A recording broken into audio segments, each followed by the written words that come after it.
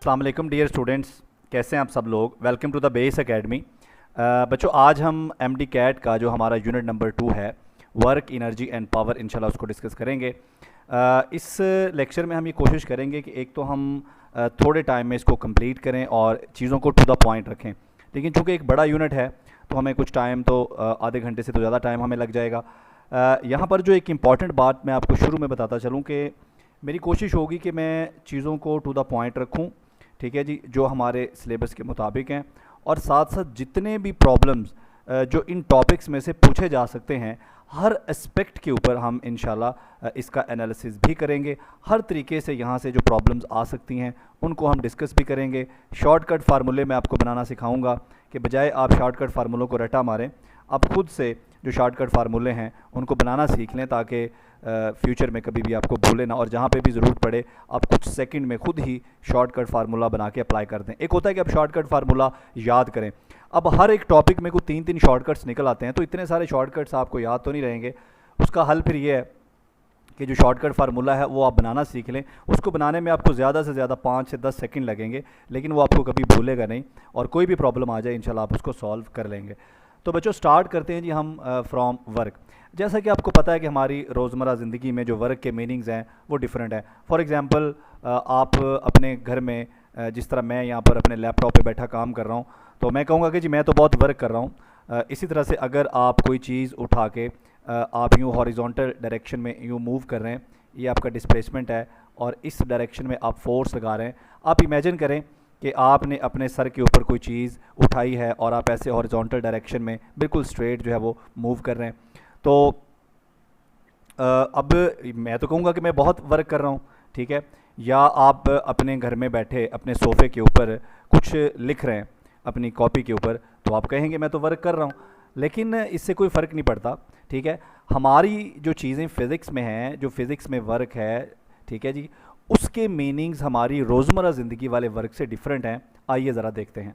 तो वर्क की जो डेफिनेशन है, product of magnitude of displacement, ठीक है जी, किस किस का प्रोडक्ट है, magnitude of displacement and component of force, force का वो component along the direction of displacement, जो डिस्प्लेसमेंट की डायरेक्शन के अलोंग है।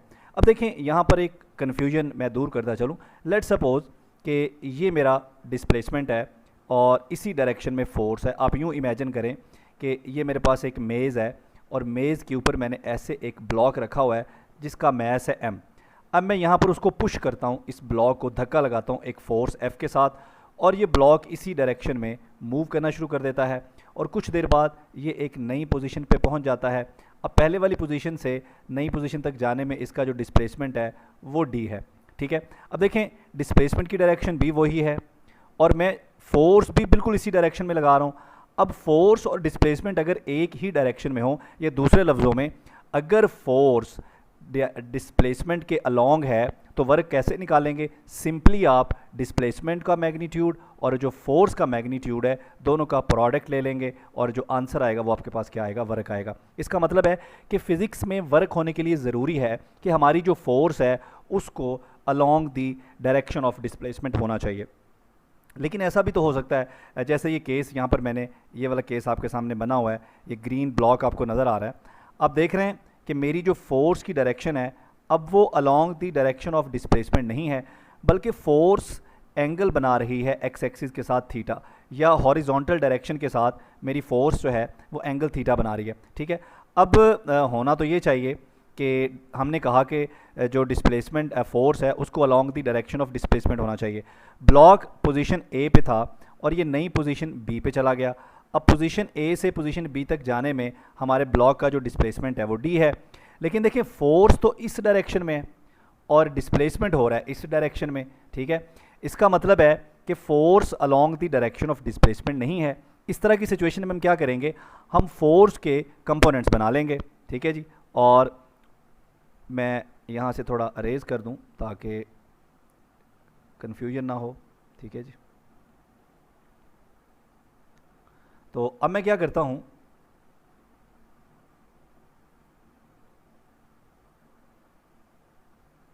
अब देखें जी, मैं फोर्स के कंपोनेंट्स बना लेता हूँ। एक फोर्स का जो कंपोनेंट है वो अलोंग वर्टिकल डायरेक्शन होगा, एफ वाई, इसको मैं लिख सकता हूँ एफ साइन थीटा, और ए कंपोनेंट जो फोर्स का है आप देख रहे हैं एफ कॉस थीटा। अब आप देखें इन दोनों कंपोनेंट में से एफ साइन थीटा और एफ कॉस थीटा दोनों में से कौन सा कंपोनेंट है जो along the direction of displacement है। बड़ा क्लियर नज़र आ रहा है एफ कॉस थीटा। तो अब किस किस का मैग्नीट्यूड लेना है, अब हमने एक तो मैग्नीट्यूड लेना है डिस्प्लेसमेंट का, और दूसरा किसका मैग्नीट्यूड लेना है। अब फोर्स का मैग्नीट्यूड नहीं लेंगे क्योंकि force along the direction of displacement नहीं है, बल्कि अब हम उस कंपोनेंट का मैग्नीट्यूड लेंगे जो डिस्प्लेसमेंट की डायरेक्शन में है, और वो कौन सा कंपोनेंट है, वो है हमारे पास एफ कॉस थीटा। ठीक है जी। तो इन दोनों का जो प्रोडक्ट है अब ये क्या कहलाएगा, ये कहलाएगा work. So work is equal to, इसको मैं सिंप्लीफाई करके लिख सकता हूँ F D cos of theta. ठीक है जी। और इसको मैं लिख सकता हूँ एफ डॉट डी। इसका मतलब है कि work is also the product of force and displacement. Work जो है ये फोर्स और डिस्प्लेसमेंट का डॉट प्रोडक्ट है। तो जो डॉट प्रोडक्ट के नतीजे में जो भी क्वांटिटी आती है आपको पता है वो क्या होती है, वो स्केलर होती है। So work is also a scalar. Work एक स्केलर क्वांटिटी है। इसका मतलब है कि वर्क जो है उसकी कोई डायरेक्शन नहीं होती, और वर्क ना ही डिपेंड करता है कि आप किस डायरेक्शन में मूव कर रहे हैं, क्योंकि वर्क जो है ये स्केलर है। और अच्छा जी, वर्क की क्या कंडीशंस हैं हमारे पास। एक तो डिस्प्लेसमेंट होना चाहिए। इसका मतलब है कि अगर कोई ऑब्जेक्ट रेस्ट पे है, ठीक है, जिस तरह मैंने आपको एग्जांपल दी कि आप अपनी चेयर के ऊपर बैठ के अपनी कॉपी पे कुछ लिख रहे हैं, अब आपका डिस्प्लेसमेंट तो ज़ीरो है क्योंकि आप एक ही जगह पर बैठे हुए हैं। चाहे आप अपनी तरफ से तो आप कहेंगे कि मैं काम कर रहा हूँ, लेकिन अकॉर्डिंग टू फिजिक्स आप कोई काम नहीं कर रहे बिकॉज आपका डिस्प्लेसमेंट ज़ीरो है। इसका मतलब है कि डिस्प्लेसमेंट होना चाहिए, और फोर्स को या फोर्स के किसी एक कंपोनेंट को along the direction of displacement होना चाहिए। ठीक है, तो हमारे पास वर्क होगा, अदरवाइज वर्क नहीं होगा। इसका मतलब है कि अगर डिस्प्लेसमेंट ज़ीरो होगा तो भी वर्क ज़ीरो हो जाएगा, और अगर फोर्स ज़ीरो होगी तो भी वर्क हमारा ज़ीरो हो जाएगा।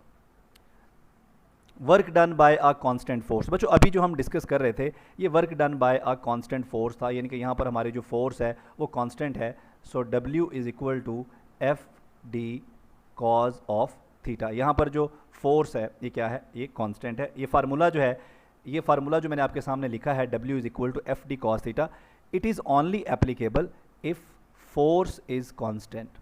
If force is constant. ठीक है बच्चों, अगर फोर्स कांस्टेंट नहीं है, फॉर एग्जांपल फोर्स अगर चेंज हो रही है, जिस तरह से ग्रेविटेशनल फोर्स है हमारी, आपको पता है कि ग्रेविटेशनल फोर्स जो है पॉइंट टू पॉइंट ये चेंज होती रहती है।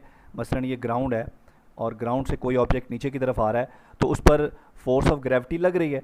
अब फोर्स ऑफ ग्रेविटी जो है हर पॉइंट पर ये वेरी करती रहती है क्योंकि ये इन्वर्स स्क्वायर लॉ को फॉलो करती है। ठीक है, अगर फोर्स वेरिएबल है तो फिर ये वाला फार्मूला जो आपके सामने मैंने लिखा है ये एप्लीकेबल नहीं होगा, बल्कि हम एक और फार्मूला बनाएंगे आगे चल के। अच्छा, वर्क का यूनिट जो है बच्चों वो जोल है, और आपको पता है कि जोल किसके बराबर होता है, न्यूटन मीटर के बराबर होता है। अगर मैं जोल को बेस यूनिट्स में लिखूँ, ये भी MCQs में आ सकता है, अगर मैं जोल को बेस यूनिट्स में लिखूं तो ये किलोग्राम मीटर स्क्वायर पर सेकंड स्क्वायर के बराबर होता है। ये चीज़ MCQs में पूछी जा सकती है बच्चों, ये भी MCQs बन सकता है। Work is transfer of energy. आगे चल के जब हमने वर्क की नेचर पढ़नी है ना तो वहाँ पर फिर आपको समझ आएगा कि वर्क को हम ट्रांसफ़र ऑफ एनर्जी क्यों कह रहे हैं। यहाँ देखिए जी, नेचर ऑफ वर्क। सबसे पहले हमारे पास है पॉजिटिव वर्क। बच्चों जैसा कि आपको पता है कि फोर्स या फोर्स का कोई ना कोई कंपोनेंट जो है वो along the direction of displacement होना चाहिए। अब फ़र्ज़ करें कि फोर्स जो है वो along the direction of displacement नहीं है, बल्कि फोर्स कुछ एंगल बना रही है हमारे डिस्प्लेसमेंट के साथ, एंगल थीटा। अगर तो ये एंगल लेस देन 90 रहेगा बच्चों, यानी कि 10, 20, 30, 40, 60 कुछ भी 90 से कम रहेगा, तो फिर हमारा वर्क क्या होगा, पॉजिटिव होगा। क्योंकि वर्क के अंदर आपको पता है कि कॉस थीटा आता है एफ डी कॉस थीटा, और कॉस थीटा जो है ये पॉजिटिव रहता है अगर हमारा एंगल 90 से कम हो। उसके बाद नेगेटिव वर्क, अगर हमारा एंगल ग्रेटर देन 90 होगा, किस एंगल की बात हो रही है, फोर्स और डिस्प्लेसमेंट के दरमियान जो एंगल है अगर ये 90 से ग्रेटर होगा तो कॉस अगर 90 से आगे जाएगा तो कॉस की वैल्यू नेगेटिव हो जाती है, इसलिए हमारा वर्क भी नेगेटिव हो जाएगा। और ज़ीरो वर्क कब होगा बच्चों, अगर एंगल हमारा 90 हो गया तो वर्क ज़ीरो हो जाएगा, क्योंकि कॉस 90 क्या होता है, ज़ीरो होता है। अब यहाँ पर ये तो मैथमेटिकल चीज़ें हैं ना, कुछ यहाँ पर कंसेप्चुअल डिस्कशन करते हैं कि पॉजिटिव वर्क हो या नेगेटिव वर्क हो या ज़ीरो वर्क हो, इसके जो फिज़िकल मीनिंग्स हैं या इसकी जो फिज़िकल सिग्निफिकेंस है वो क्या है। बच्चों पॉजिटिव वर्क का मतलब ये है, जैसे मैंने पीछे आपको पढ़ाया कि work is transfer of energy. ठीक है, इसका मतलब ये हुआ कि अगर वर्क पॉजिटिव है तो इसका मतलब है कि हमारे ऑब्जेक्ट की जो एनर्जी है वो इंक्रीज़ हो रही है। अगर वर्क नेगेटिव है तो उसकी एनर्जी डिक्रीज हो रही है, और अगर वर्क ज़ीरो है तो उसकी एनर्जी में कोई चेंज नहीं आ रहा। तो पॉजिटिव वर्क का मतलब है हमारे ऑब्जेक्ट की, हमारी बॉडी की एनर्जी बढ़ रही है, ठीक है। नेगेटिव वर्क है तो उसकी एनर्जी कम हो रही है, ठीक है। हम इसको काइनेटिक एनर्जी के साथ भी रिलेट कर सकते हैं, जैसा कि हमने पढ़ा कि work done is equal to change in kinetic energy. अगर पॉजिटिव वर्क है तो काइनेटिक एनर्जी बढ़ रही है, अगर नेगेटिव वर्क है तो काइनेटिक एनर्जी कम हो रही है, अगर ज़ीरो वर्क है तो मतलब काइनेटिक एनर्जी में कोई चेंज नहीं आ रहा। इसलिए हम वर्क को कहते हैं, ये क्या है, ट्रांसफ़र ऑफ एनर्जी। उसके बाद बच्चों वर्क इन एंगुलर मोशन, आपको पता है कि एंगुलर मोशन में हम फोर्स को रिप्लेस करते हैं किसके साथ बच्चों, टॉर्क के साथ, और डिस्प्लेसमेंट को रिप्लेस करते हैं हम एंगुलर डिस्प्लेसमेंट के साथ। तो जैसा कि हमने पढ़ा कि work is equal to product of force and displacement. अगर आप एंगुलर मोशन में चले जाएंगे तो ये जो फोर्स है बच्चों, इसकी जगह टॉर्क आ जाएगा, और डिस्प्लेसमेंट की जगह डेल थीटा आ जाएगा। हमारा वर्क जो है ये बन जाएगा torque multiply by angular displacement, ठीक है। अब यहाँ पर आपके ऊपर मैं एक चीज़ छोड़ता हूँ यहाँ से, कि बताइए कि एंगुलर मोशन के अंदर जो वर्क के यूनिट्स हैं वो क्या होंगे। क्या यहाँ भी वर्क का यूनिट जूल होगा या चेंज हो जाएगा? तो ये आपने मुझे सोच के बताना है, ठीक है, कि चेंज होना चाहिए या चेंज नहीं होना चाहिए, ठीक है। तो ये हो गया वर्क इन एंगुलर मोशन। उसके बाद यहाँ कुछ इंपॉर्टेंट चीज़ें हैं, ज़रा उनको डिस्कस करते हैं, फिर हम आगे चलते हैं। Displacement means displacement of point of application of force. बच्चों अगर तो हमारे पास कोई रिजिड बॉडी है, जैसे एक सॉलिड ब्लॉक है हमारे पास, तो जिस पॉइंट पर आप फोर्स लगा रहे हैं ना सिर्फ वो पॉइंट मूव करेगा बल्कि पूरी बॉडी ही उसी जो एक ही डिस्प्लेसमेंट के साथ मूव करेगी। बॉडी के तमाम पार्ट्स का डिस्प्लेसमेंट एक ही होगा। तो यहाँ पर तो ये बात करने की ज़रूरत ही नहीं है। लेकिन हमारे पास कुछ ऐसे ऑब्जेक्ट्स भी होते हैं वो रिजिड नहीं होते, जैसे हमारे पास एक बैलून है, ठीक है बच्चों। आपको पता है कि बैलून रिजिड नहीं होता। अगर मैं यहाँ पर फोर्स लगाऊंगा तो यहाँ से ये बैलून जो है क्या होगा, यहाँ से ये थोड़ा सा ऐसे हो जाएगा, कंप्रेस हो जाएगा, ठीक है। तो इस तरह के ऑब्जेक्ट जो रिजिड नहीं होते वहाँ पर ये बताना ज़रूरी होता है कि डिस्प्लेसमेंट का मतलब है उस पॉइंट का डिस्प्लेसमेंट जहाँ पर फोर्स लग रही है। बच्चों ऐसा भी हो सकता है कि एक ऑब्जेक्ट पर एक से ज़्यादा फोर्सेस लग रही हों, ठीक है। जैसे ये ब्लॉक है, इस पर हो सकता है कि एक एक्सटर्नल फोर्स लग रही हो, एक इस पर फोर्स ऑफ फ्रिक्शन लग रही हो, एक यहाँ पर नॉर्मल रिएक्शन भी हो। तो बहुत सारी फोर्सेस लग सकती हैं। इसके बावजूद अगर वो ऑब्जेक्ट मूव कर रहा है तो उस सूरत में the force in formula of work is for net force. तो यहाँ पर इस फार्मूले में हमारे पास जो फोर्स है ये किस चीज़ को रिप्रेजेंट कर रही होगी, रिजल्टेंट फोर्स को। ये किसको रिप्रेजेंट करेगी बच्चों, ये रिप्रेजेंट करेगी रिजल्टेंट फोर्स को। क्लियर हो गया जी। उसके बाद बच्चों हमारे पास है work is transfer of energy, हमने डिस्कस कर लिया। No work is done if body complete are revolution around a fix point. बच्चों अगर हम किसी पॉइंट ए से स्टार्ट करते हैं और फिर हम घूम घुमा के उसी पॉइंट पे वापस आ जाते हैं क्लोज पाथ बनाते हुए, ठीक है जी, तो हमारा वर्क क्या हो जाएगा, ज़ीरो हो जाएगा, बिकॉज हमारा डिस्प्लेसमेंट क्या हो जाएगा, ज़ीरो हो जाएगा। No work is done if system is in equilibrium. अगर कोई सिस्टम इक्विलिब्रियम में है तो वहाँ पर वर्क बच्चों क्या हो जाएगा, ज़ीरो हो जाएगा, बिकॉज हमने पढ़ा है कि इक्विलिब्रियम में हमारी जो रिजल्टेंट फोर्स है वो क्या हो जाती है, ज़ीरो हो जाती है। और हमने स्टार्ट में कहा कि अगर डिस्प्लेसमेंट ज़ीरो हो जाए या वर्क ज़ीरो हो जाए, दोनों में से कोई एक चीज़ भी ज़ीरो हो जाए तो हमारा वर्क जो है बच्चों वो क्या हो जाएगा, ज़ीरो हो जाएगा। उसके बाद अगर CGS सिस्टम के अंदर देखें तो CGS सिस्टम के अंदर हमारे वर्क का जो यूनिट है बच्चों वो ERG है। अगर जोल को कंपेयर करें तो 1 joule is equal to 10 raise to the power 7 ERG। ये भी MCQs में पूछा जा सकता है कि वर्क का यूनिट जो है वो CGS सिस्टम में क्या होता है और जोल किसके बराबर होता है। Work done bye centripetal force and work done bye, ये लॉरेंट्स की बजाय आप यहाँ पे कर लें मैग्नेटिक फोर्स, ठीक है बच्चों। सेंटीपिटल फोर्स और मैग्नेटिक फोर्स का वर्क ज़ीरो होता है, ठीक है। क्यों ज़ीरो होता है बच्चों, आपको पता है, ये देखें, अगर कोई ऑब्जेक्ट मूव कर रहा है अलॉन्ग अ सर्कुलर पाथ तो उसकी जो वेलोसिटी है वो टेंजेंट टू सर्कल डायरेक्शन में होती है, और सेंटीपिटल फोर्स आपको पता है toward the centre of circle होती है। यहाँ पर एंगल क्या बनता है, 90, और अगर एंगल 90 हो तो वर्क क्या हो जाता है, ज़ीरो हो जाता है। यहाँ पर एक चीज़ MCQs बन सकता है यहाँ से कि जो हमारी सेंटीपिटल फोर्स है, centripetal force and magnetic force, ठीक है जी, both forces do not change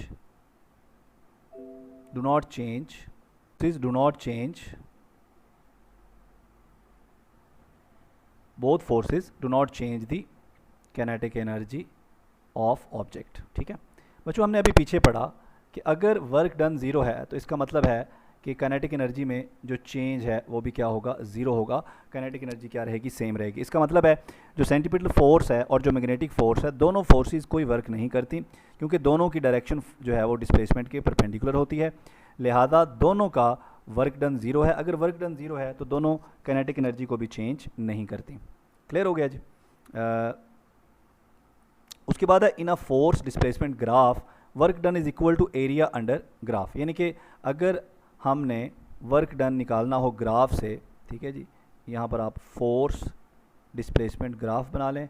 Y axis पे मैंने फोर्स ले लिया है और एक्स एक्सिस पे मैंने डिस्प्लेसमेंट लिया है। लेट सपोज कि ये मेरा इस तरह से ग्राफ है। तो अगर मुझे यहाँ से वर्क निकालना हो तो जो भी एरिया अंडर द ग्राफ होगा that will be equal to work done. Area under the graph is equal to work done.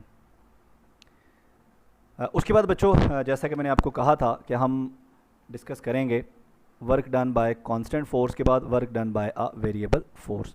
तो बच्चों वर्क डन, इससे पहले जो हमने फार्मूला पढ़ा, work is equal to F D cos theta, ये formula सिर्फ उस वक्त एप्लीकेबल है अगर हमारी जो फोर्स है वो क्या है, अगर हमारी फोर्स कांस्टेंट है। बच्चों अगर फोर्स कांस्टेंट नहीं है तो उस सूरत में फिर हमें क्या करना पड़ेगा। देखें ये आपके सामने मैंने ये दो ग्राफ्स बनाए हैं 1 एंड 2। अगर आप 1 को गौर से देखें तो पॉइंट ए से लेकर पॉइंट बी तक, ठीक है जी, हमारा हमारा जो पाथ है वो कुछ यूँ करके है, ठीक है। अब हमें क्या करना पड़ेगा, यहाँ पर चूँकि फोर्स कांस्टेंट नहीं है तो हमें देखें अभी यहाँ पे फोर्स की वैल्यू ये है, यहाँ पे फोर्स की वैल्यू ये है। देखें फोर्स की वैल्यू हर पॉइंट पे डिफरेंट है, ठीक है। यहाँ पे फोर्स की वैल्यू ये है। तो हमें क्या करना पड़ेगा, हम यहाँ पर अपना जो टोटल डिस्टेंस है, ठीक है, जो टोटल पाथ है हमारा, उसको हम इंटरवल्स में, ये देखें ये स्मॉल इंटरवल्स में हमने डिवाइड कर लिया। अब हम क्या करेंगे, हम हर इंटरवल में अलग से वर्क कैलकुलेट करेंगे, ठीक है जी। हर इस स्मॉल एलिमेंट में जो हमारा लेंथ एलिमेंट है, ये छोटे छोटे लेंथ एलिमेंट्स आपने बना लिए हैं। अब इस हर लेंथ एलिमेंट में आप वर्क अलग से कैलकुलेट करेंगे और फिर उन सब का सम कर लेंगे। तो हमारे पास जो वर्क आएगा वो आएगा सम ऑफ फोर्स कंपोनेंट्स और डिस्प्लेसमेंट, यहाँ पे उसको आप x कर लें, इसके साथ भी i आएगा। i हमारा इनिशियल पॉइंट है 1 से लेकर n तक। तो ये हमारा फार्मूला एप्लीकेबल है किसके लिए, work done bye a variable force के लिए। इसके अलावा एक दूसरा तरीका भी है, यहाँ पर आप वर्क कैलकुलेट कर सकते हैं। आप यूँ करें, एरिया अंडर द ग्राफ, ये जो आपको नज़र आ रहा है, आप area under the graph calculate कर लें। अगर आपको ऐसे मुश्किल लग रहा है तो एक और तरीका भी है, आप area under the graph calculate कर लें। तो जो भी एरिया अंडर द ग्राफ होगा वो हमारा किसके बराबर होगा, वो हमारा वर्क डन के बराबर होगा, ठीक है जी। उसके बाद एनर्जी है, लेकिन एनर्जी पे जाने से पहले हम डिस्कस करते हैं work done by gravitational force या work done in a gravitational field, work done by gravitational field, जो भी आपको पसंद हो, जो भी आप कहना चाहें वो हम डिस्कस कर लेते हैं। बच्चों ग्रेविटेशनल फील्ड, जैसा कि आपने पढ़ा, ग्रेविटेशनल फील्ड जो है वो एक कंजर्वेटिव फील्ड है। अब आगे चल के मैं आपको समझाऊंगा कि यार ये कंजर्वेटिव फील्ड जो है ये क्या होती है, लेकिन यहाँ पर ज़रा मैं आपको work done in a gravitational field, ठीक है बच्चों, वर्क डन जैसा कि आपने पढ़ा is equal to force into displacement, ठीक है। लेकिन अगर हम ग्रेविटेशनल फोर्स की बात करेंगे तो ये किसके बराबर होती है, md के बराबर, mg के बराबर होती है, और d हमारा h के बराबर होता है। So work done is equal to mgh, ठीक है बच्चों। यहाँ पर देखें, जो एक्चुअली हम आपसे समझना चाहते हैं, आप ग्रेविटेशनल फील्ड के अंदर कोई से भी दो पॉइंट सेलेक्ट कर लें, point A and point B। अब इन पॉइंट्स के दरमियान मूव करने के लिए आप जो मर्ज़ी रास्ता इख्तियार करें, जिस रास्ते से आप मर्ज़ी जाएं, ठीक है जी। इस बात पे वर्क बिल्कुल डिपेंड नहीं करता, बल्कि वर्क सिर्फ इस बात पे डिपेंड करता है कि आपकी इनिशियल पोजीशन क्या है, इनिशियल और आपकी फाइनल पोजीशन क्या है। So work in a gravitational field only depends upon initial and final positions and work does not depend upon path, ठीक है जी। Work does not depends upon path. Work जो है बच्चों ये पाथ के ऊपर डिपेंड नहीं करता, बल्कि सिर्फ इस बात पर डिपेंड करता है कि आपकी इनिशियल पोजीशन क्या है और आपकी फाइनल पोजीशन क्या है। इन दो पोजीशंस के दरमियान आप जो मर्जी पाथ ले लो, जैसा मर्जी पाथ ले लो, हमारा वर्क डन जो है वो किसके बराबर आएगा, वो सेम आएगा। वर्क की वैल्यू पे फ़र्क नहीं पड़ेगा। वर्क की वैल्यू पे सिर्फ तभी फ़र्क पड़ेगा अगर आप अपनी पोजीशंस को चेंज करेंगे। मसलन यहाँ पर अगर आप वर्क कैलकुलेट करते हैं, आप पहले पॉइंट ए से पॉइंट सी तक जाते हैं, फिर पॉइंट सी से पॉइंट बी तक जाते हैं, तो पॉइंट ए से सी तक तो आपका वर्क ज़ीरो होगा, ठीक है, लेकिन सी से बी तक आपका जो वर्क है ये होगा बराबर -mgh। अगर आप कोई और पाथ लें, कोई भी पाथ लें, आपका वर्क हमेशा क्या आएगा, -mgh आएगा, ठीक है। ए और बी के दरमियान जो हाइट है वो h है, लेकिन अगर आपका इनिशियल और फाइनल पॉइंट चेंज होगा तो आपका वर्क भी चेंज हो जाएगा। उसके बाद बच्चों हमारे पास एनर्जी आ गई है। एनर्जी क्या है, ability to do work. Work और एनर्जी जो है बेसिकली ये सेम टर्म्स हैं, इनके सेम यूनिट्स हैं। एनर्जी भी स्केलर है, एनर्जी का यूनिट भी जो है वो जोल है, वर्क का यूनिट भी जोल है, ठीक है, दोनों स्केलर क्वांटिटीज़ हैं। सो वर्क एनर्जी जो है बेसिकली वो एक ही टर्म्स हैं। हमारे पास दो बेसिक टाइप्स हैं एनर्जी की, kinetic energy and potential energy. जैसे कि आपको पता है कि जो काइनेटिक एनर्जी है it is due to motion, ठीक है। अब आगे चल के हम ज़रा काइनेटिक एनर्जी को बहुत डिटेल के साथ डिस्कस करते हैं।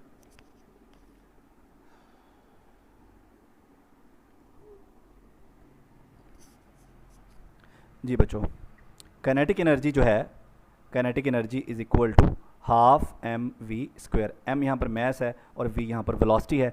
कुछ इंपॉर्टेंट चीज़ें हम काइनेटिक एनर्जी से रिलेटेड यहाँ पे डिस्कस करते हैं। For a body at rest kinetic energy is zero, because kinetic energy में वेलोसिटी आ रही है। अगर बॉडी रेस्ट पे पड़ा है तो उसका वेलोसिटी जीरो होगा, सो काइनेटिक एनर्जी भी जीरो होगा। बच्चों काइनेटिक एनर्जी हमेशा पॉजिटिव होती है, काइनेटिक एनर्जी नेगेटिव नहीं होती, ठीक है। In formula of kinetic energy V is magnitude of velocity. यहाँ पर आपने याद रखना है कि काइनेटिक एनर्जी के फार्मूले में जैसे कि आपको पता है हाफ एम वी स्क्वायर, ये जो वी है इसको आप स्पीड कह सकते हैं या वेलोसिटी का मैग्नीट्यूड कह सकते हैं, ठीक है। चूँकि काइनेटिक एनर्जी स्केलर है, इसकी कोई डायरेक्शन नहीं होती, तो इसमें मैस भी स्केलर है, वी भी स्केलर है। So v is not for velocity, v is for magnitude of velocity. यहाँ पर जो वी आपको नज़र आ रहा है, इस वी का मतलब है magnitude of velocity, not velocity. Kinetic energy को आप एक और तरह से लिख सकते हैं। आइंदा इस पूरे लेक्चर में मैं काइनेटिक एनर्जी को सिर्फ के से रिप्रेजेंट करूँगा। जो kinetic energy is equal to half m v dot v, ठीक है। अब ये जो वी डॉट वी है ना, अगर मैं इसको सिंप्लीफाई करूंगा डॉट प्रोडक्ट से तो इसका आंसर भी वी स्क्वायर ही आएगा। लेकिन ऐसा करने से काइनेटिक एनर्जी वेक्टर नहीं हो जाती, क्योंकि आपने पढ़ा है कि डॉट प्रोडक्ट का जो आंसर है वो हमेशा स्केलर होता है। Kinetic energy does not depend upon direction of motion, क्योंकि काइनेटिक एनर्जी स्केलर है, इसलिए आप जिस भी डायरेक्शन में जा रहे हैं काइनेटिक एनर्जी इस बात पर डिपेंड नहीं करती। बच्चों काइनेटिक एनर्जी जो है, चाहे कोई फोर्स कंजर्वेटिव है या नॉन कंजर्वेटिव है, दोनों फोर्सेस से हमें काइनेटिक एनर्जी मिल सकती है, लेकिन पोटेंशियल एनर्जी का ताल्लुक सिर्फ कंजर्वेटिव फोर्सेस के साथ है। आगे चल के हमने कंजर्वेटिव और नॉन कंजर्वेटिव को अलग अलग करना है। If two objects are moving with same speed, ठीक है। अब यहाँ पर कुछ इंपॉर्टेंट प्रॉब्लम्स हैं, ज़रा उनको डिस्कस कर लेते हैं। बच्चों जैसा कि आपने पढ़ा, अब यहाँ पर मैं आपको सिखाऊंगा कि आपने खुद शॉर्टकट फार्मूला कैसे बनाना है बजाय उसको रट्टा मारने के, क्योंकि MCQs इसी तरह से बनते हैं। बच्चों अभी मैंने आपको पढ़ाया कि kinetic energy is equal to half m v square. अब पीछे देखें, पहला प्रॉब्लम है if two objects are moving with same speed. अगर दो ऑब्जेक्ट जो हैं वो सेम स्पीड से मूव कर रहे हैं, बच्चों स्पीड को आप कर दें सेम। अगर स्पीड सेम हो गई तो kinetic energy is proportional to mass, ठीक है। अब देखें ये v कांस्टेंट हो गया, 1/2 पहले ही कांस्टेंट है, so kinetic energy is directly proportional to mass, ठीक है। अब यहाँ आप देखें शॉर्टकट कैसे बनाना है। शॉर्टकट आप ऐसे बनाएंगे, अगर आप दो ऑब्जेक्ट्स को कंपेयर कर रहे हैं तो kinetic energy of 1 over kinetic energy of 2 is equal to mass of 1 over mass of 2। देखें ये बन गया shortcut. Kinetic energy is proportional to mass. अगर दो ऑब्जेक्ट सेम स्पीड से मूव कर रहे हैं तो बच्चों जिसका मैस ज़्यादा होगा उसकी काइनेटिक एनर्जी भी ज़्यादा होगी, जिसका मैस कम होगा उसकी काइनेटिक एनर्जी भी कम होगी। अगर मैस 2 गुना ज़्यादा होगा तो काइनेटिक एनर्जी भी 2 गुना बढ़ जाएगी, मैस 4 गुना ज़्यादा होगा तो काइनेटिक एनर्जी भी 4 गुना बढ़ जाएगी। MCQs इस तरह से आ सकता है पेपर में कि जी एक ऑब्जेक्ट का जो मैस है वो दूसरे के मुकाबले में डबल है, तो बताएं उसकी काइनेटिक एनर्जी दूसरे के मुकाबले में क्या होगी। देखें बड़ा सिंपल सा formula, kinetic energy of 1 over kinetic energy of 2 is equal to mass of 1 जो है इसकी जगह 2m2 लिखें ओवर m2 से m2 कैंसिल हो गया। Kinetic energy of 1 is equal to 2 times kinetic energy of 2, ठीक है। देखें शॉर्टकट तो आपने यहाँ से बना लिया, बड़ी आसानी से आपने यहाँ से शॉर्टकट बना लिया, लेकिन अब इतना सॉल्व करने की भी ज़रूरत नहीं पड़ेगी आपको। सिंपली आप इस फार्मूले को देखें, ठीक है। जिसका मैस दो गुना ज़्यादा होगा उसकी काइनेटिक एनर्जी भी 2 गुना ज़्यादा होगी, जिसका मैस हाफ होगा उसकी काइनेटिक एनर्जी भी हाफ होगी। सिंपली स्ट्रेट फॉरवर्ड आप बता सकते हैं, तो खुद आपने ये शॉर्टकट फार्मूला बना लेना है। अच्छा अब ये भी हो सकता है कि दो ऑब्जेक्ट का मैस सेम हो। बच्चों अगर दो ऑब्जेक्ट का मैस सेम कर दें इस फार्मूले में, kinetic energy is equal to half m v square. M constant हो गया, 1/2 पहले ही कांस्टेंट है, so kinetic energy is proportional to v square. ठीक है, इसका मतलब है कि अगर आप 2 टाइम्स चेंज करेंगे स्पीड में तो काइनेटिक एनर्जी में 4 टाइम्स चेंज आएगा। यानी कि अगर मैं स्पीड में चेंज, ये देखें जी, change in speed is n times, then change in kinetic energy क्या होगा बच्चों, n स्क्वेयर। समझ आ गई? अब डायरेक्ट इसको याद रख सकते हैं। यानी कि अगर किसी ऑब्जेक्ट की स्पीड दूसरे के मुकाबले में 2 गुना ज़्यादा है तो उसकी काइनेटिक एनर्जी 2 का स्केयर करें तो कितने गुना ज़्यादा हो जाएगी, 4 गुना ज़्यादा हो जाएगी।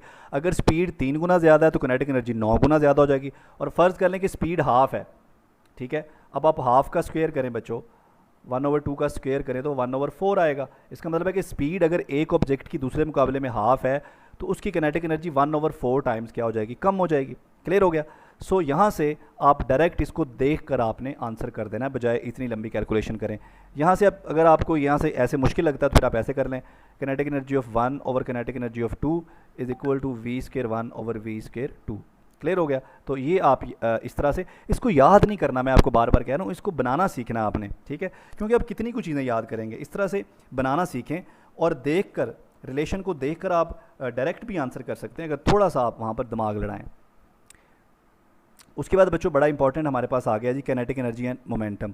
तो kinetic energy and momentum are related by the equation p square over 2m। ठीक है, और यहाँ से बच्चों अगर मैं मोमेंटम निकाल लूँ तो ये क्या आएगा, 2mk का अंडर रूट। ठीक है, अब यहाँ पर आप गौर करें कि मोमेंटम में अगर 2 टाइम्स मैं चेंज करूँगा, मसलन एक बॉडी का मोमेंटम है p, उसको 2 टाइम्स कर दूँ दूसरे के मुकाबले में, अगर किसी बॉडी के मोमेंटम को 2 टाइम्स बढ़ा दें उसकी काइनेटिक एनर्जी में कितना चेंज आएगा, 4 टाइम्स। ठीक है, अगर मोमेंटम को 2 टाइम्स कम करेंगे तो काइनेटिक एनर्जी 1/4 टाइम्स कम हो जाएगी। तो ये रिलेशन आप डायरेक्ट भी देख के बता सकते हैं।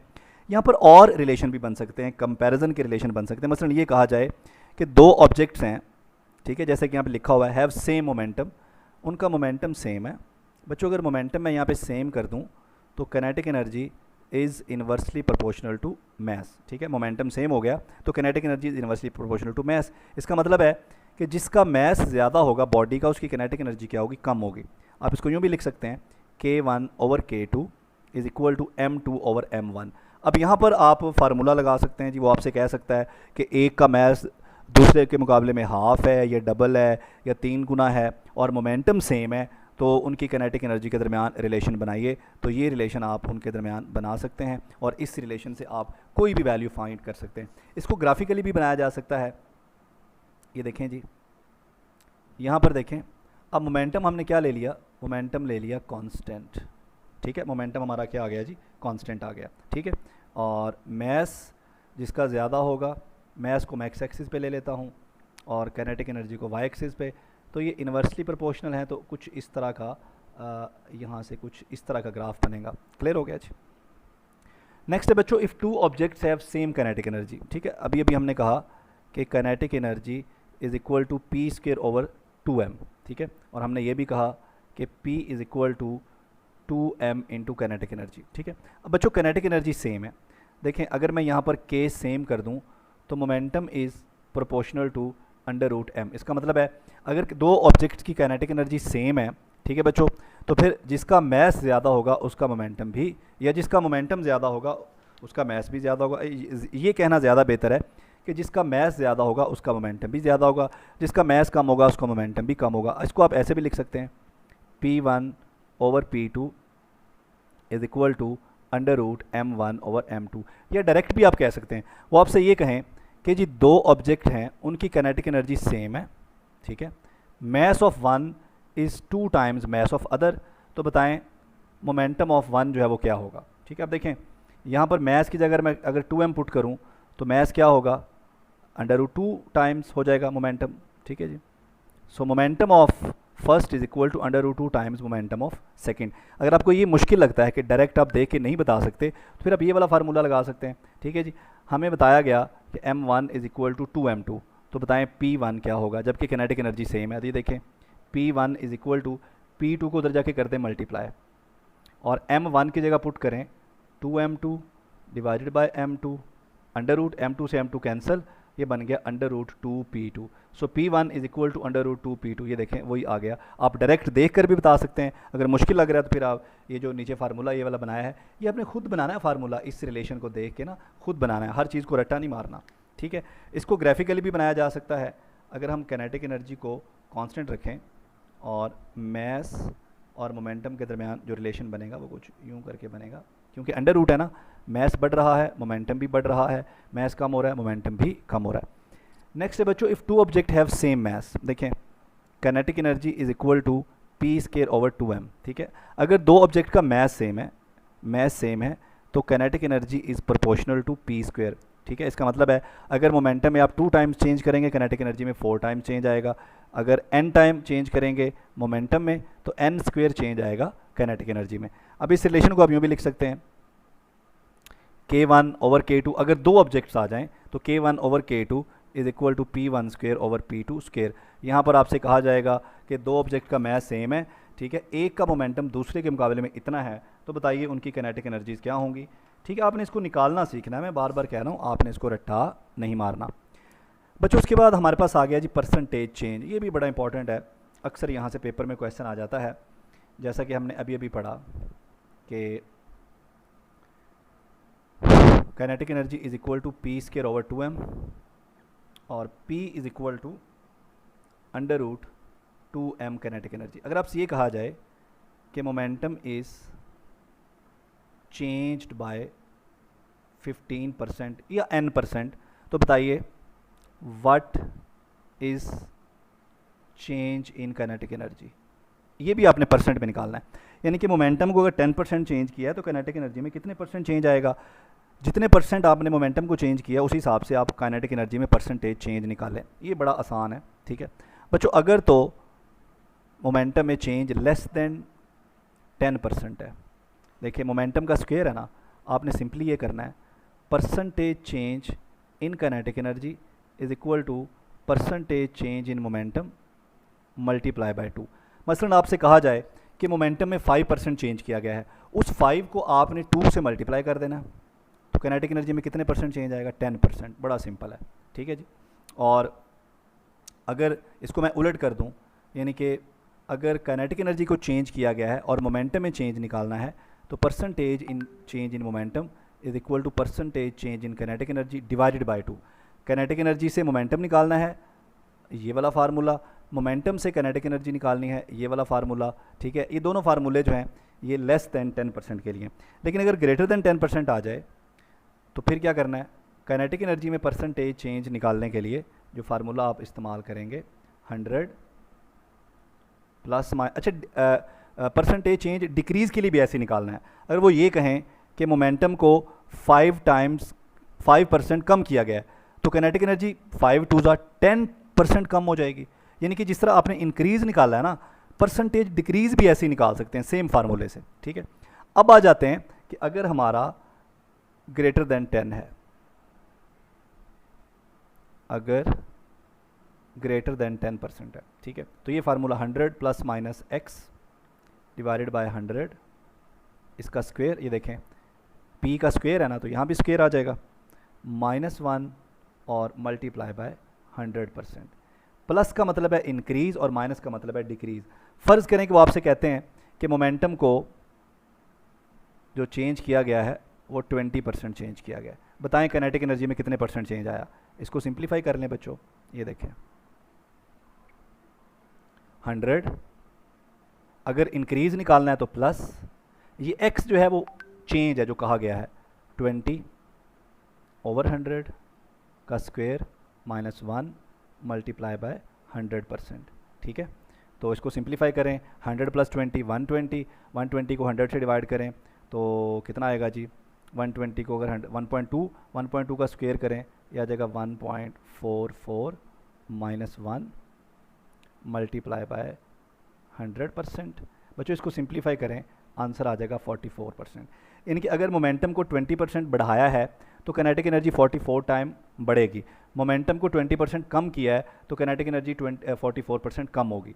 ये तो काइनेटिक एनर्जी निकालने का तरीका है अगर मोमेंटम में चेंज किया जाए। इसके उलट भी तो हो सकता है ना, ठीक है। अगर उलट हो जाए, यानी कि वो कहें कि जी आपने काइनेटिक एनर्जी को चेंज किया है और मोमेंटम में चेंज निकालें तो फिर क्या करेंगे, यही फार्मूला लगाएंगे, percentage change in momentum is equal to वही formula similar 100 plus minus X over 100, लेकिन यहाँ पर देखिए अंडर रूट है तो यहाँ 1/2 आ जाएगा बजाय स्क्वेयर के, -1 मल्टीप्लाई बाय 100%। ठीक है, तो काइनेटिक एनर्जी से मोमेंटम में जाना हो तो ये फार्मूला, और मोमेंटम से काइनेटिक एनर्जी में जाना हो तो ये वाला फार्मूला, ये जो अभी हमने यहाँ पर लिखा है। क्लियर हो गया। तो आमतौर पर जो मेरा ज़ाती ख्याल है कि आपको यहाँ से जो क्वेश्चन आएगा ना वो आमतौर पर आएगा रिलेटेड टू के लेस देन 10%, क्योंकि ग्रेटर देन 10% जो है ना हो सकता है उसमें कहीं आपको कैलकुलेटर इस्तेमाल करना पड़ जाए, तो इसलिए लेस देन 10% आने का ज़्यादा चांस है और वो बहुत ही सिंपल है। ठीक है, उसके बाद है जी work energy theorem. Work done is equal to change in kinetic energy. ठीक है बच्चों, work done on a body is responsible for change in its momentum and kinetic energy. ठीक है, अब देखें अगर वर्क पॉजिटिव है तो मतलब काइनेटिक एनर्जी बढ़ रही है बच्चों, अगर वर्क नेगेटिव है तो काइनेटिक एनर्जी कम हो रही है, अगर वर्क ज़ीरो है तो काइनेटिक एनर्जी में कोई चेंज नहीं आएगा, ये आपने याद रखना है। ठीक है, no work is done during uniform circular. आपको पता है यूनिफॉर्म सर्कुलर मोशन में सिर्फ सेंटीपिटल फोर्स होती है और सेंटीपिटल फोर्स कोई वर्क नहीं करती, लिहाजा वहाँ पे आप वर्क एनर्जी थ्योरम अप्लाई नहीं कर सकते, क्योंकि अगर कोई बॉडी यूनिफॉर्म सर्कुलर मोशन में है तो उसका जो उसकी जो काइनेटिक एनर्जी है उसमें कोई चेंज नहीं आएगा। उसके बाद बच्चों हमारे पास है in work energy theorem we are concern only about speed and not about velocity. ये बात हम पहले भी डिस्कस कर चुके हैं। अच्छा बच्चों, यहाँ पर कुछ स्टॉपिंग डिस्टेंस से रिलेटेड प्रॉब्लम्स आएंगी, ये मैं थोड़ा सा आपको गाइड कर देता हूँ। जैसे कि हमने पढ़ा कि work done is equal to change in kinetic energy, तो सबसे पहली बात तो ये है कि अगर किसी बॉडी को आप, किसी मूव करती हुई बॉडी को अगर आप रोकना चाहते हैं, so how much work is to be done to stop a moving body। बच्चों किसी मूव करती बॉडी को स्टॉप करने के लिए कितना वर्क करना पड़ता है, work is equal to kinetic energy, जितनी उसकी काइनेटिक एनर्जी है। ठीक है, यानी कि अगर किसी बॉडी की काइनेटिक एनर्जी जो है वो लेट सपोज के 100 जूल है, तो उसको रोकने के लिए आपको कितना वर्क करना पड़ेगा, वर्क भी आपको 100 जूल करना पड़ेगा according to work energy principle. ठीक है, अब यहाँ से इस तरह का भी क्वेश्चन आ सकता है कि एक बॉडी की काइनेटिक एनर्जी जो है वो 100 जूल है और उसका जो स्टॉपिंग फोर्स लग रही है उसके ऊपर लेट सपोज कि वो 200 न्यूटन है, बताइए उसका स्टॉपिंग डिस्टेंस क्या होगा। बड़ा सिंपल है। ठीक है, ये देखें stopping distance is equal to kinetic energy over force, तो stopping distance is equal to kinetic energy over force. ठीक है, इसको आप सिंप्लीफाई कर लें, ये आ जाएगा 0.5 मीटर। क्लियर हो गया। तो स्टॉपिंग डिस्टेंस जो है वो आप इस तरह से निकाल सकते हैं, लेकिन ये तो बड़ा सिंपल सा प्रॉब्लम था आप इसे हलवा कह सकते हैं। ठीक है, थोड़ा सा कड़वा जो प्रॉब्लम है, जो हलवा नहीं होगा, थोड़ा सा मुश्किल प्रॉब्लम होगा, ज़रा उसको हम डिस्कस करते हैं, लेकिन उससे पहले मैं ज़रा ये अरेज कर लूँ ताकि जी बच्चों स्टॉपिंग डिस्टेंस प्रॉब्लम में दोबारा से मैं आपको वेलकम करता हूँ। और यहाँ से कुछ चीज़ें जो है उनको पहले मैं, ये देखें जी स्टॉपिंग डिस्टेंस में अब हमारे पास क्या प्रॉब्लम हो सकते हैं। जैसे कि आपको पता है कि stopping distance is equal to kinetic energy over stopping force. ठीक है, अगर दो ऑब्जेक्ट पर सेम फोर्स लग रही होगी तो जिसकी काइनेटिक एनर्जी ज़्यादा होगी बच्चों उसका स्टॉपिंग डिस्टेंस भी ज़्यादा होगा, वो दूर जाके रुकेगा, और जिसकी काइनेटिक एनर्जी कम होगी उसका स्टॉपिंग डिस्टेंस भी कम होगा। लेकिन यहाँ पर कंडीशन ये है कि उन पर सेम स्टॉपिंग फोर्स लगनी चाहिए। आप दोनों के स्टॉपिंग डिस्टेंस को कंपेयर भी कर सकते हैं इस फार्मूले से।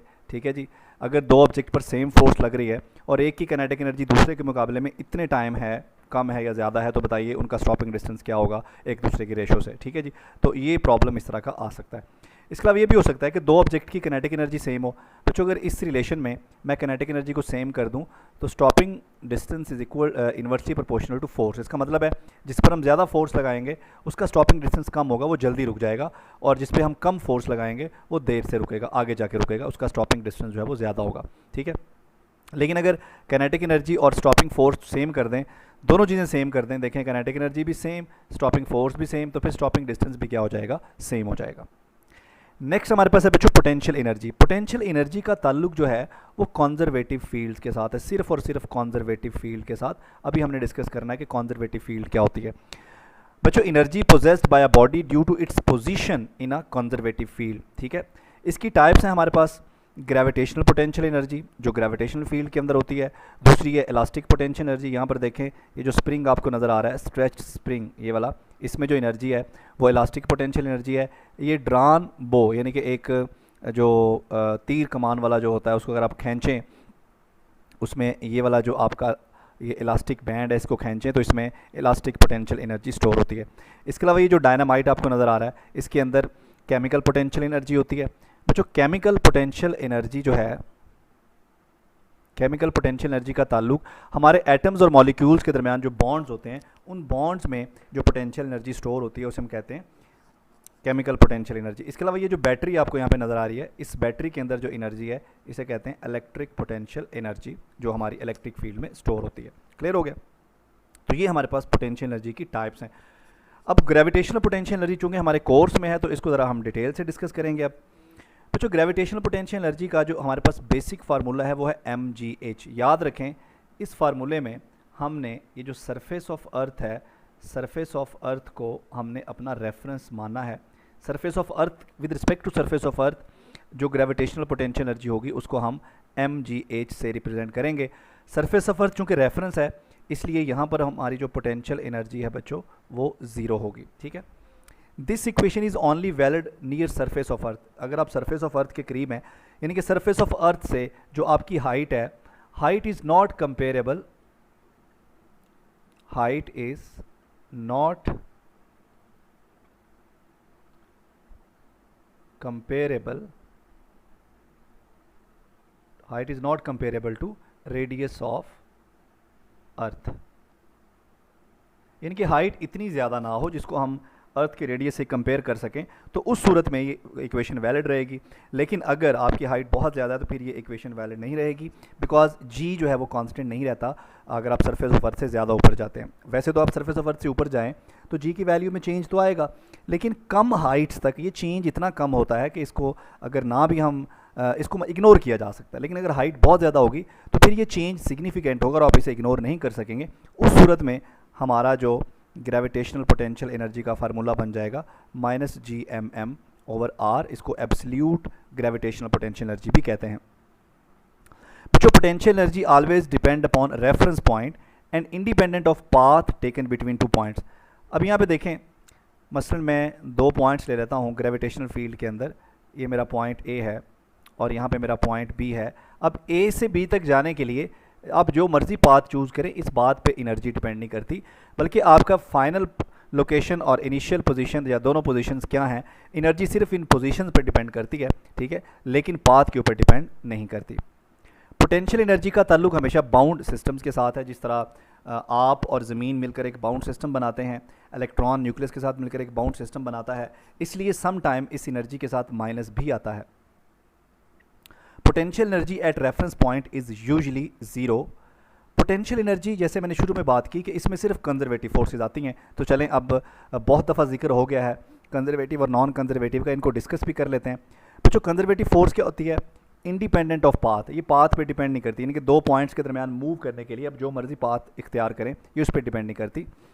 Work done in a round trip is zero, यानी कि work done along a close path is equal to zero. जिस पॉइंट से अगर आपने स्टार्ट किया है ग्रेविटेशनल फील्ड के अंदर, आप उसी पॉइंट पे वापस आ जाते हैं तो वर्क डन क्या होगा, ज़ीरो होगा। Total energy remains constant. Work done is completely recoverable. याद रखें जो हमारी ग्रेविटेशनल फील्ड है ना, ग्रेविटेशनल फील्ड के अंदर जो वर्क डन होता है equal to potential energy, work done is equal to potential minus potential energy. इसका मतलब है जो भी आप वर्क करेंगे वो वर्क आपको स्टोर्ड फॉर्म में मिलेगा, ठीक है। कंजर्वेटिव फील्ड की एक ये खूबी है, इनका ये फ़ायदा है कि किसी भी ऑब्जेक्ट पर, आप इस फील्ड के अंदर किसी भी ऑब्जेक्ट पर जो वर्क करते हैं वो वर्क आपको स्टोर शक्ल में मिल जाता है।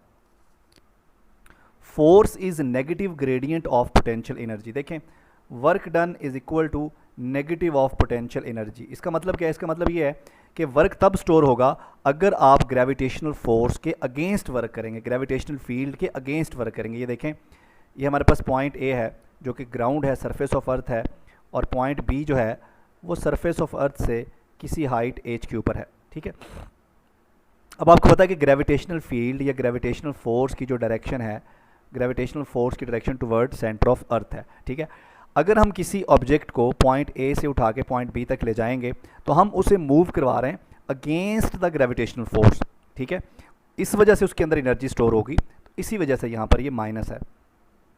तो वर्क को हम लिख सकते हैं f d is equal to minus potential energy, ठीक है। तो यहाँ से अगर मैं फोर्स निकालूँ तो फोर्स आ जाएगा माइनस पोटेंशियल एनर्जी को मैं लिख लेता हूँ डेल यू ओवर डी। तो बच्चों ये क्या बन गया, f is equal to minus del u over d. ये जो डेल यू ओवर डी है, change in potential energy with respect to displacement, ये क्या है, इसे कहते हैं ग्रेडियंट, ठीक है। ये किसका ग्रेडियंट है, पोटेंशियल एनर्जी का। तो force is equal to negative gradient of potential energy. इसका मतलब है कि ग्रेविटेशनल फील्ड के अंदर जो ग्रेविटेशनल फोर्स है, ठीक है, अगर आप उसके अगेंस्ट मूव करेंगे तो पोटेंशियल एनर्जी में इजाफा होगा, और अगर उसकी फोर्स की डायरेक्शन में आप मूव करेंगे तो पोटेंशियल एनर्जी में कमी होगी, ठीक है। उसके बाद बच्चों नॉन कंजर्वेटिव फोर्सेस में वर्क डन पाथ पे डिपेंड करता है। वर्क डन क्लोज पाथ के अलोंग ज़ीरो नहीं होता। एनर्जी जो है वो आपको रिकवरेबल नहीं होती, बिकॉज एनर्जी जो है वो डेसिपेट हो जाती है हीट की शक्ल में या किसी भी और फॉर्म में, ठीक है जी।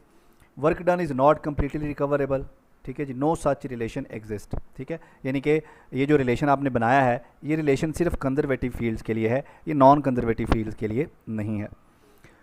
उसके बाद एक बड़ा इंपॉर्टेंट कॉन्सेप्ट है बच्चों, absolute gravitational potential energy, that is equal to minus g m m over are.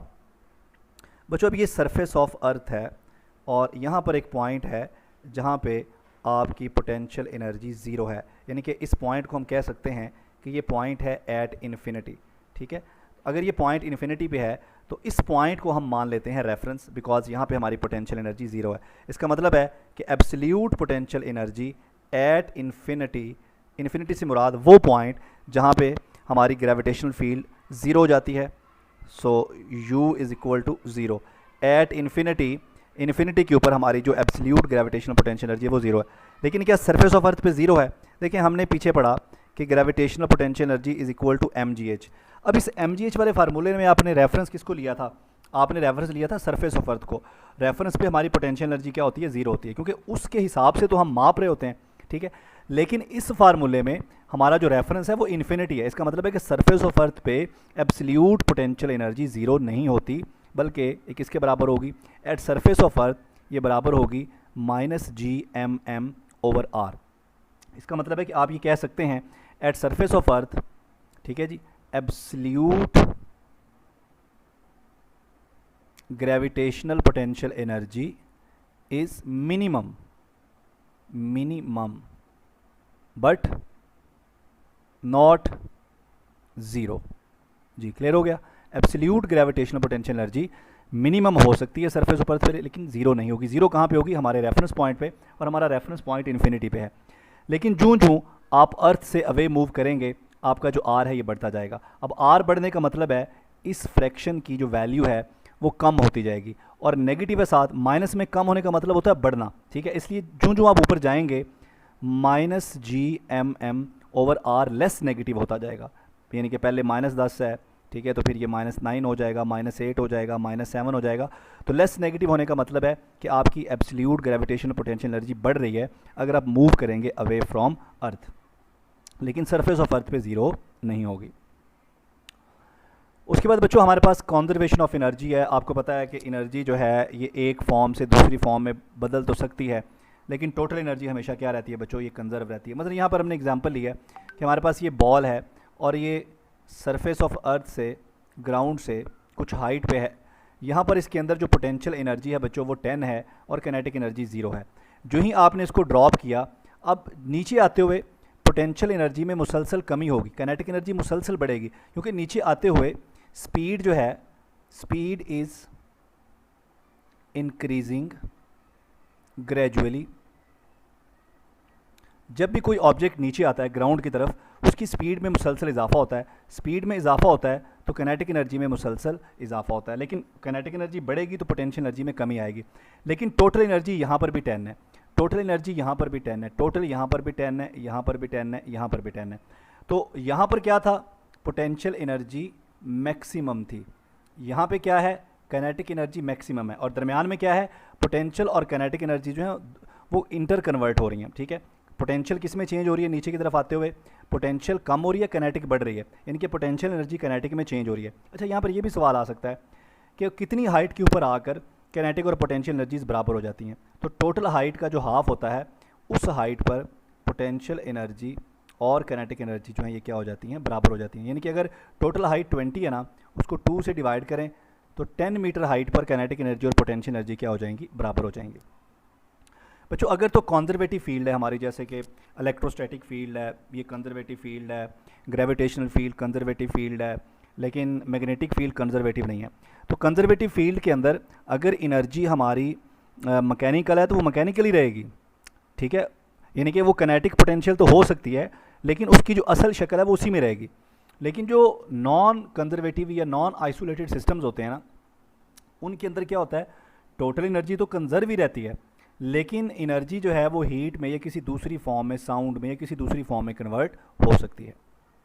ठीक है, तो बच्चों इसका मतलब है कि डिक्रीज़, यहाँ पे हम लिख सकते हैं decrease in potential energy is equal to increase in kinetic energy. ठीक है जी, पोटेंशियल एनर्जी में कमी जो है वो काइनेटिक एनर्जी में इजाफे के बराबर है अगर हम एयर फ्रिक्शन को निगलेक्ट कर दें। अगर आप एयर फ्रिक्शन को निगलेक्ट नहीं करेंगे तो decrease in potential energy is equal to increase in kinetic energy plus work done against friction. Clear हो गया जी। उसके बाद लास्ट टॉपिक हमारे पास बचा है जी पावर। पावर आपको पता है हम इसको कहते हैं रेट ऑफ डूइंग वर्क, यानी कि आप जो काम कर रहे हैं उस काम करने का रेट, उसकी शरह क्या है। तो power is equal to work done per unit time. बच्चों इसको यूं भी कह सकते हैं power is also energy transfer per unit time. ठीक है, पावर को हम ये भी कह सकते हैं energy transfer per unit time. ठीक है बच्चों, पावर का यूनिट जो है वो हमारे पास वॉट है बच्चों, और वॉट जो है ये जूल पर सेकंड के बराबर है। इसको आप बेस यूनिट्स में भी कन्वर्ट कर सकते हैं। सीजीएस सिस्टम में पावर का यूनिट जो है वो ERG पर सेकंड है। ठीक है, FPS सिस्टम के अंदर यूनिट जो पावर का है वो हॉर्स पावर है, इसको HP लिखते हैं। ठीक है जी, हॉर्स पावर जो है ये अमेरिका में एक कस्टमरी यानी कि रवायती पुराने यूनिट्स के तौर पर इस्तेमाल होता है। ठीक है, यहाँ पर कुछ फिर हमने जो है रिलेशंस बनाने, ज़रा यहाँ पर देखें जी, power is equal to work done per unit time. ठीक है, अब इस तरह से MCQ आ सकता है कि अगर दो ऑब्जेक्ट्स को सेम एनर्जी ट्रांसफ़र करनी हो तो power is inversely proportional to time. इसका मतलब है कि अगर दो ऑब्जेक्ट ने सेम एनर्जी ट्रांसफ़र करनी है तो जो ज़्यादा टाइम लेगा उसकी पावर कम है और जो कम टाइम लेगा उसकी पावर क्या है, ज़्यादा है। ठीक है, इसी तरह से अगर सेम टाइम मिल रहा है दोनों ऑब्जेक्ट्स को एनर्जी ट्रांसफ़र करने का तो power is proportional to energy transfer. इसका मतलब है जो ज़्यादा एनर्जी ट्रांसफ़र करेगा उसकी पावर ज़्यादा होगी और जो कम एनर्जी ट्रांसफ़र करेगा उसकी पावर कम होगी। तो ये मैंने पीछे आपको जो तरीका सिखाया है उसको इस्तेमाल करके आप ये रिलेशन जो है वो बना सकते हैं। बच्चों कमर्शियली जो है पावर को हम किलोवाट्स में मेजर करते हैं। ठीक है जी, इसके अलावा एक यूनिट किलोवाट आवर भी हम यूज़ करते हैं एनर्जी के लिए। यहाँ पर कन्फ्यूजन पैदा होती है कि किलोवाट आवर, अब देखिए ना किलोवाट अगर खाली है तो फिर तो ये पावर का यूनिट है नो डाउट, लेकिन किलोवाट आवर आएगा तो फिर ये पावर का यूनिट नहीं होगा बल्कि किसका यूनिट होगा, ये एनर्जी का यूनिट बन जाएगा। कैसे बच्चों, हमने पढ़ा कि what is equal two joule पर सेकेंड।